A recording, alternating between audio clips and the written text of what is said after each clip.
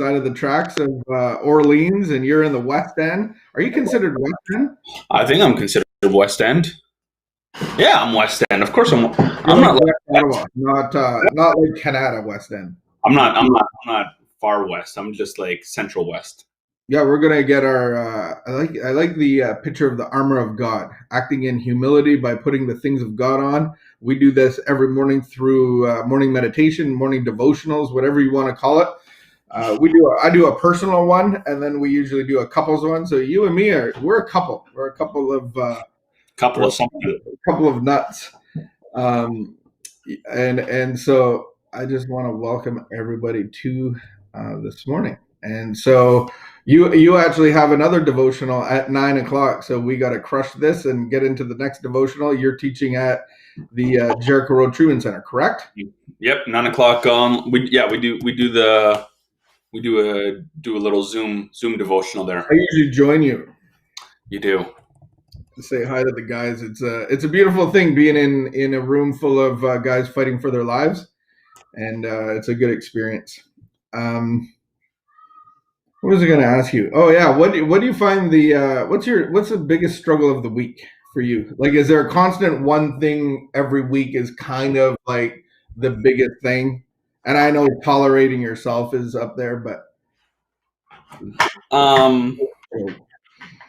I think the biggest struggle is trying to still find the balance between like working from home right now and trying to find the balance between being of assistance around the house with 3 young kids and stepping away and getting work done. So basically, I feel like you're saying your biggest struggle is your wife. I wonder if she's watching right now. I could be wrong, but yeah, you need to work outside of the home. I get it. Like, I get it. I don't get it because you have 3 kids and I have 2 dogs that are pretty much docile after they eat. So, you know what? I'm grateful for this time of life. There you go. There's some hard points to it, but you know what? It's things like, yeah, like this morning maybe I need to wake up. Not maybe this morning. I did wake up earlier this morning because the house is quiet. So let's get work done before everyone's up. And maybe I'm doing a little bit of work at the end of the day. This morning, as I'm trying to creep down the hallway, the old house hallway was creaking, and the kids woke up as I went, so they ended up coming down with me, but it wasn't as productive as I wanted to. One day you will have to wake up your children for Christmas morning. Oh my goodness, I can't, yeah. And then you'll be annoyed, like, get up. Like, come on, we got presents. You'll be at like 10 o'clock pacing. Hi, Karen. How you doing? Karen's got the day off today. She's joining us. Nice. Welcome, Karen. All right. You didn't ask me what my hardest, what did I say? My biggest struggle of the week is? You know, like my biggest struggle is probably just being disciplined in the things that I know that I need to do to stay sober for the rest of my life. That's the biggest thing, that, doing the little things, especially at home where there's so much time and space. I feel like for some odd reason, it's a little bit harder to do that. So implementation, I guess, the grind of doing the little things, right? Would that be the morning? Is that the hardest time for you, or is that where you're? No, I love the morning. The morning's my sweet time. But then after this kind of thing and a little bit of work, and then I have like a coffee around 11:30, and then lunch, and then it's downhill from there. And then you're going into your siesta, and well, right now I have a patient. So yesterday we went to the mall, and at the mall they have one of those little kiosks, and they make the sushi. Nice. Yeah, so I had sushi yesterday for lunch. It was nice. Is that two mall walks this week and 2 sushi times? Nice.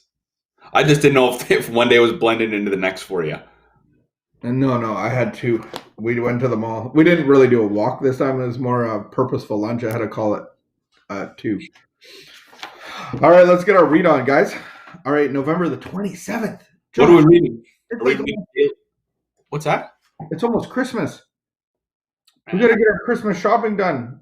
I yeah, think I've it's been probably calendars too confirmed. late to do it online. All right, we're going to look at the perils. Is it the pearls or the perils? I think it's the perils of the limelight. This is an excerpt out of the 12 and 12. In the beginning, the press could not understand our refusal of all personal publicity. They were genuinely baffled by our insistence upon anonymity. Then they got the point. Here was something rare in the world, a society which said it wished to be publicized, to publicize its principles and its work, but not in its individual members. The press was delighted with this attitude. Ever since, these friends have reported AA with an enthusiasm which the most ardent members would find hard to match. Ardent members. All right. It is essential for my personal survival and that of the fellowship that I not use AA to put myself in the limelight. Anonymity is a way for me to work on my humility. Since pride is one of the most dangerous shortcomings, practicing humility is one of the best ways to overcome it. The Fellowship of AA gains worldwide recognition by its various methods of publicizing its principles and its work, not by its individual members advertising themselves. The attraction created by my changing attitudes and my altruism contributes much more to the welfare of AA than self promotion. Amen. Whew. Man, we're just piggybacking right off of yesterday there. We are. So what is that? What is that telling us? You know what's interesting about that? It's like I find as a visual person, I listen to a lot of recovery talks, like podcasts or like not podcasts, but like I'll listen to talks on like a podcast app. And I always want to be like, like this person like Tyler. I'm like, well, who is this person? It's like I just want to put a face to the voice that I'm hearing. You can't find pictures of anyone anywhere. And I just love that it's this movement of recovery and not about, yeah, I know someone's name, but I have no idea who they are, where to find them, all that stuff. Yeah, and I think it's like the way I'm thinking about it now, and I might be wrong, but is it like using the Bible for self promotion? And something that I've seen recently on Facebook, especially, there's these guys that are, and I'm not saying they're bad or wrong, but they're using the Bible or a Bible study and actually making people pay for it. And I have no trouble paying for content and for teaching and to go to school and that kind of thing. But these people online on Facebook are very critical.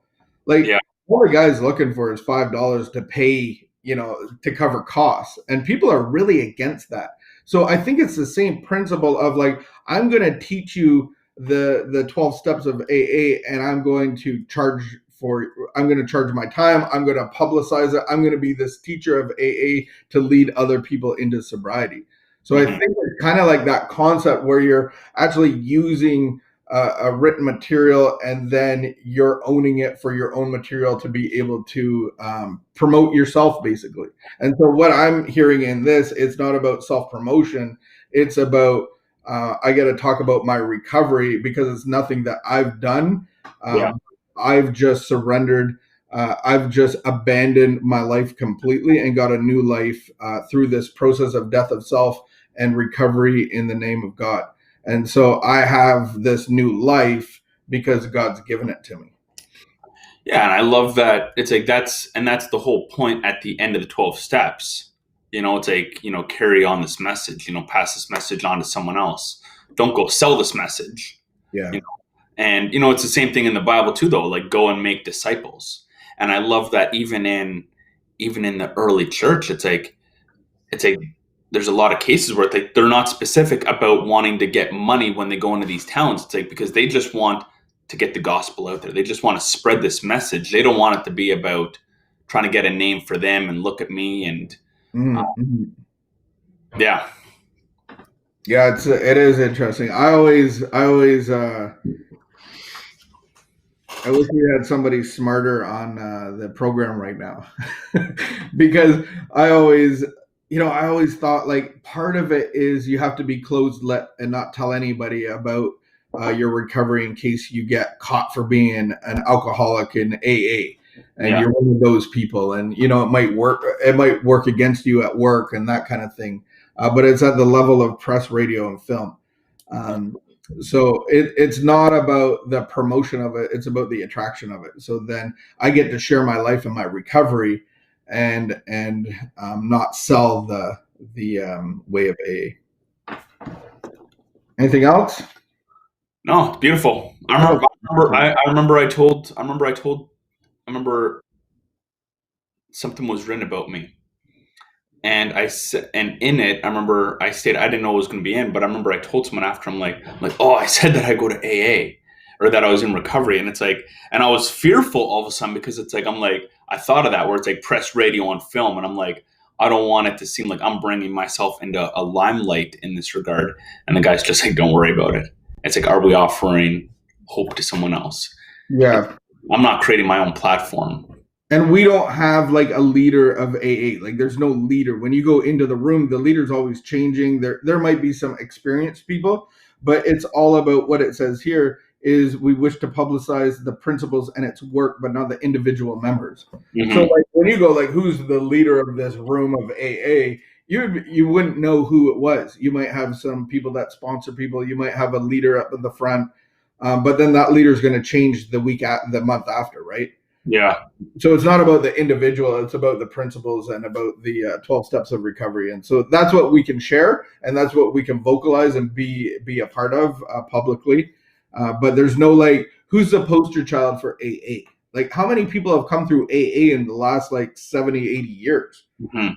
And no one, there's a couple people that stand out in my mind because they're delivers of the message in a great capacity. The Joe and Charlie and Joe Hawk and Mark Houston and all those guys, like they're like the giant message bearers, but they're not self-promoting. They're just teaching and passing on the message. All right, Josh, let's get ready for Devo's number 2 over at the Jericho Treatment Center. This is amazing. I don't have to leave my table in Orleans to go to a rehab center. I can just stay here. All right. Have a great weekend, guys. And if you're struggling out there, if you're in depression or if you're in addiction, feel free to message. We will answer you back and maybe point you in the right direction or give you some encouragement. So just with the stats of addiction and COVID, it's unbelievable. There's a lot of material coming out with that. So just know that you're not alone, and we're all a Zoom call away, right? All right. Have a great afternoon. Crush this Friday.